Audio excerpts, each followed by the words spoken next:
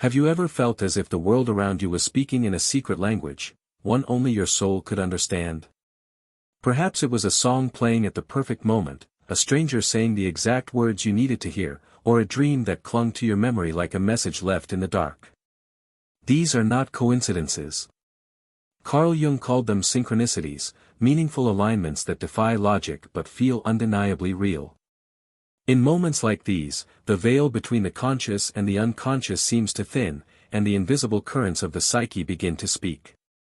But what if I told you that these strange alignments are not random, but signs that you are on the verge of entering the most profound stage of your life? We live in a world that celebrates logic and dismisses mystery. And yet, there comes a time in many lives, often quietly, almost imperceptibly, when the ego begins to fracture, and something deeper calls.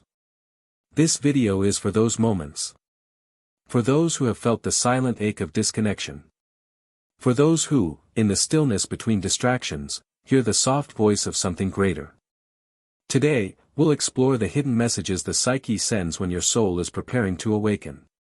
Through the lens of Carl Jung's work, on archetypes, the self, and symbolic reality, we'll unravel the signs that you're not breaking down, but breaking open. That this discomfort, this confusion, is not an ending, but a sacred invitation. These are not just ideas. They are real, lived experiences that have guided thousands through the dark night of the soul toward a life of deeper alignment and meaning. So if you've been asking silently for a sign, this may be it. What you are about to discover is not merely psychological insight, it is a map back to yourself. Welcome to the beginning. To understand the signs that precede a spiritual rebirth, we must first understand the structure of the soul as seen through Carl Jung's eyes. For Jung, the human psyche is not simply a mind, it is a universe within. A vast, multilayered field of consciousness composed of distinct but interconnected realms. At the surface lies the ego, the part of us that identifies as I, our name, profession, personality, history. It is the gatekeeper of daily awareness, but it is not the whole. Beneath the ego stretches the personal unconscious, a reservoir of forgotten memories, suppressed emotions, and unrealized potential.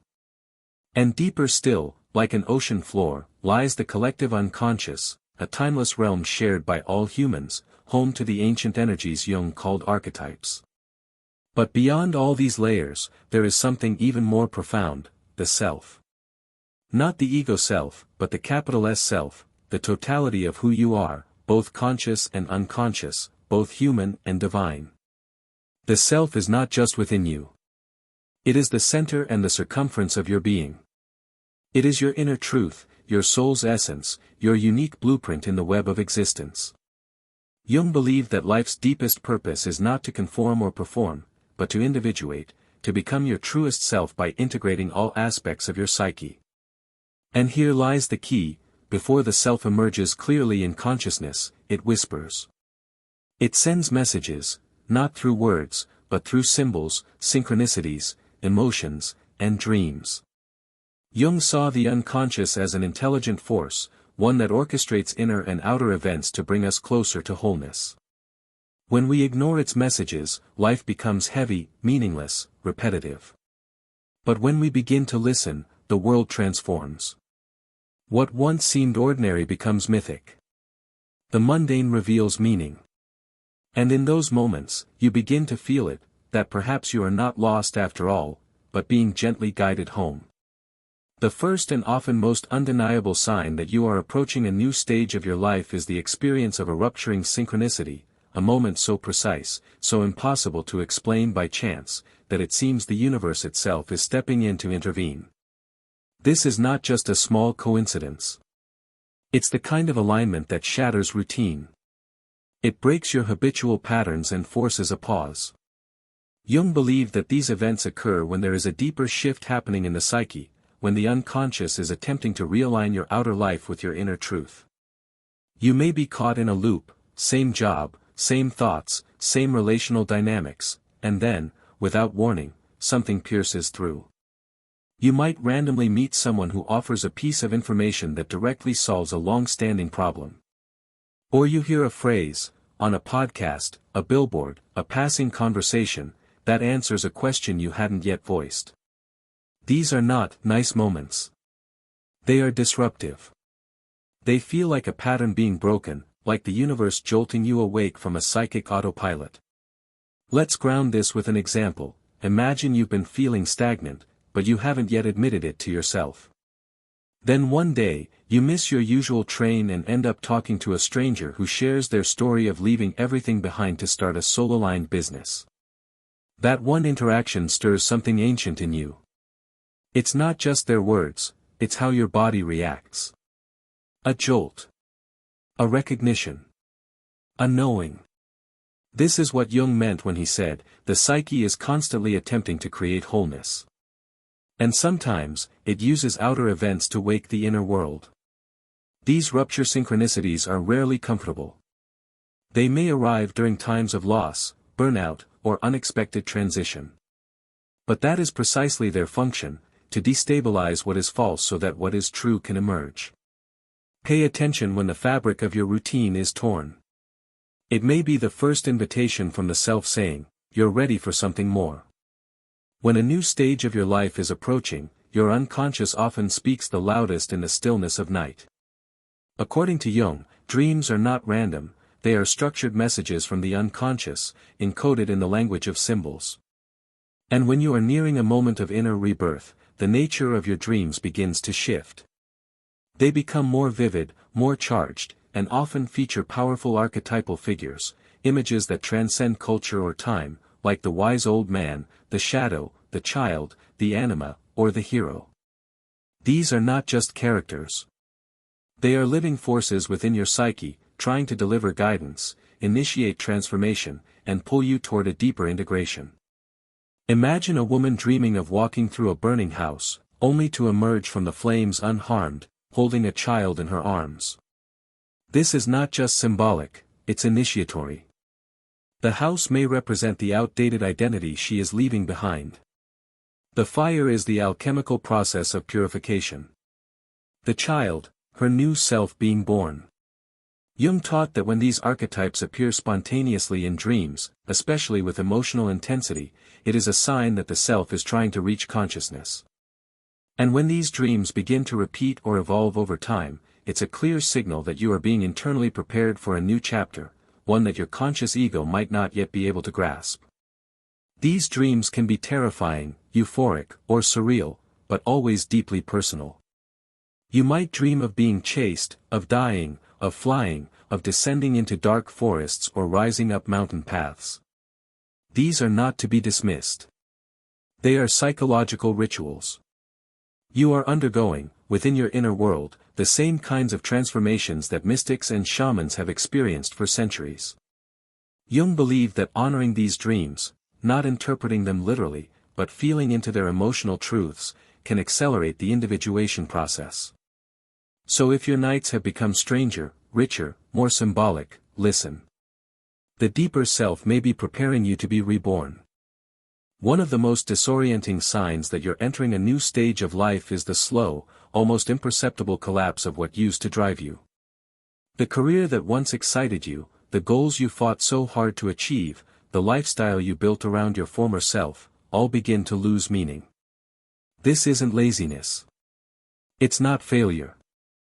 It's the psyche withdrawing energy from an outdated identity. Jung observed that the self, when ready to lead you into a new direction, first must loosen your attachments to the old. And it often begins by emptying your sense of purpose, making room for what wants to be born. This dissolution can feel like a personal crisis. You wake up and feel numb. You look at your life and wonder, why doesn't this fulfill me anymore? It can be deeply confusing, especially if you've outwardly succeeded. But inner success requires something else, alignment. The withdrawal of inner energy, what Jung called libido, from a previous persona is not a punishment. It's a transition. The energy is not gone. It is simply being redirected towards something deeper, something not yet fully formed. This phase is similar to the cocoon stage in metamorphosis. The caterpillar dissolves entirely before becoming a butterfly. You, too, are being unmade in order to be remade. Consider someone who spent years climbing a corporate ladder, only to wake up one day feeling alienated by the very life they created. Their productivity decreases. Their joy vanishes. They begin to daydream, to write, to crave silence. They are not failing, they are shedding. Jungian analyst James Hollis calls this the middle passage, a sacred period in adulthood when the soul takes back the steering wheel. If you feel like your former purpose is dissolving, it may not be the end of something, it may be the self saying, there is more of you to be lived. This is how the new begins, not with clarity, but with sacred confusion. As your inner world begins to shift, the outer world often follows suit, not in obvious ways, but through the appearance of recurring symbols, metaphors, and motifs in your daily life. This is not superstition. Jung called it the symbolic life, a way of perceiving the world where meaning flows not just from logic, but from resonance. When your psyche is preparing for a new beginning, your unconscious may begin to project meaningful symbols into your environment. You might start noticing animals, numbers, images, or themes that seem to follow you. They appear in dreams, in conversations, in books, in random moments. This is the self communicating through symbolic resonance, reminding you that reality is not flat, but layered with inner meaning. For instance, someone might repeatedly see images of snakes during a period of transformation. In dreams, on murals, even in unexpected online posts. To a casual observer, it's nothing. But to the one who is awakening, the snake is a mythic symbol of death and rebirth. Another person might begin seeing references to water, rivers, oceans, rain, during an emotional healing process. Water is the eternal archetype of the unconscious and purification. These symbols are not just external, they mirror your psychic state. And when they appear, they carry energy. They ask for your attention, your curiosity, your participation in the process of individuation. This is why Jung encouraged his patients to cultivate symbolic awareness. Not to obsess over omens, but to learn how the psyche dances with the world. As you near a new stage of life, it's common to feel a strange intimacy with the events around you, as if something is orchestrating synchronicities and patterns too meaningful to ignore. The mistake most people make is dismissing these symbols as coincidence. But to live symbolically is to remember that the self speaks in metaphor, not instruction. It nudges you gently, revealing what you're ready to see. When symbols begin arriving, again and again, they are not decoration. They are direction. At a certain point in your inner unfolding, the symbolic language of the unconscious gives birth to something even more powerful, a felt sense of calling. Not necessarily toward a career or role, but toward a deeper way of being. Jung described this moment as the stirring of the self within the ego, a psychological echo of ancient myths, where the hero receives the call to adventure. This inner call doesn't arrive with certainty or clarity. It often begins as a restlessness. A sense that there is something else you are meant to do, be, or become, even if you can't name it yet. It's a whisper before it becomes a voice. You may feel this calling as an ache. A subtle, but persistent longing for depth, for meaning, for a sense of inner truth. Old distractions lose their flavor. Superficial goals feel hollow. And in their place, something unnamed starts to grow, a curiosity about who you really are beneath the masks. This can be both exhilarating and terrifying. Because to follow this call, you must step into the unknown. You must let go of certainty, and walk toward something invisible, led only by intuition, resonance, and symbolic clues. Jung saw this stage as a sacred invitation. The ego is no longer in control. The self is beginning to lead. Think of someone who, after years of rational planning, suddenly feels drawn to study mythology, or plant medicine, or move to a quieter life closer to nature. They don't know why. They only know they must. Their logic resists it, but their soul insists. That is the calling. It rarely makes sense in linear terms. But it brings with it a gravitational pull, a sense that something inside you is remembering its origin. This is not about finding a job or a label. It's about reclaiming your axis, your inner alignment with who you truly are. When this calling arises, listen carefully. The self is not loud, but it is persistent. And once it begins to speak, it never stops until you return to your essence. Before the new self emerges fully into your conscious life, there is often one final threshold you must cross, the existential crisis. This is the sacred wound, the psychic rupture, the moment when all previous maps fail you. To the ego, it feels like death. To the self, it is birth. Jung saw this collapse not as a pathology, but as an initiation. It is the dissolution of a life that no longer reflects your inner truth. The ground beneath your identity crumbles. What once gave you stability, career, roles, relationships, even spiritual beliefs, can suddenly feel foreign. You are not broken. You are being emptied. This emptiness is not a void of despair. It is a fertile space where new life can take root. But in the moment, it can feel like you've lost everything. Jung called this the nigredo, the blackening stage of alchemical transformation. The descent into chaos before renewal. You may feel lost, fragmented, deeply uncertain. But paradoxically, this state of collapse is a signal that the ego is no longer dominating your path. The self is taking the lead. And it does not build on false ground. So it dismantles, one layer at a time, everything that was constructed from fear, adaptation, or external expectation.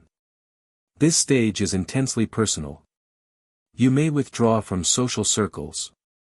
You may weep without understanding why. You may feel as though you are being pulled apart, and you are. But not to be destroyed. To be restructured around a more authentic core. Think of the mythical phoenix. Before it can rise in brilliance, it must burn. Your crisis is not a sign of failure.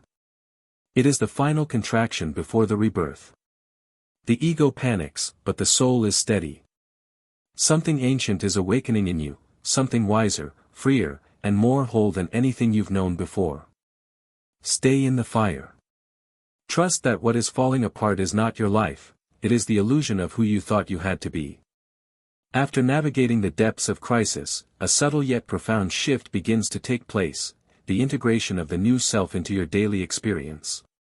This is the stage where the unconscious contents, those powerful archetypes and symbolic energies, begin to find expression in your conscious life. You start to notice not only changes in how you feel inside but also transformations in your relationships, choices, and sense of direction. Jung described this as the process of individuation, the unfolding of your unique wholeness through the reconciliation of opposites within. In practical terms, integration might look like newfound clarity about your values and boundaries. You may find yourself naturally drawn to people, places, or activities that resonate with your emerging identity. Old patterns lose their grip. The dreams that once seemed chaotic start to reveal their message. There's a growing sense of alignment between your inner and outer worlds, a harmony that feels authentic rather than forced. This phase is often marked by increased creativity, resilience, and emotional balance, as the self's guidance becomes more accessible. For example, someone who once felt lost after quitting a long-term job may now feel inspired to pursue a passion project that reflects their true purpose. They might notice synchronicities that encourage them forward or develop an intuitive trust in their decision-making process. This is not magic, it is the natural outcome of bringing unconscious material to light and allowing it to inform conscious choices. Integration is both a gift and a responsibility. It asks you to live in accordance with your deepest truth, embodying the transformation you have undergone. The best stage of your life is not a destination but a dynamic, ongoing process of becoming who you truly are. As we reach the close of this exploration into Jungian signs that you are on the cusp of your best life stage, it's important to remember that transformation is rarely linear or easy. It unfolds in cycles of dissolution and renewal, confusion and clarity, loss and gain. Yet, through the lens of Jungian psychology, these phases are sacred passages, each one a step closer to your true self and life's deeper purpose. If you recognize these signs within yourself, empty purpose, symbolic synchronicities, the call of the self, and the profound crisis of identity, know that you are not alone. You are navigating the profound terrain of inner alchemy. Your journey is an invitation to lean into uncertainty, to listen to your inner symbols, and to trust that the self is guiding you toward a more authentic, meaningful existence.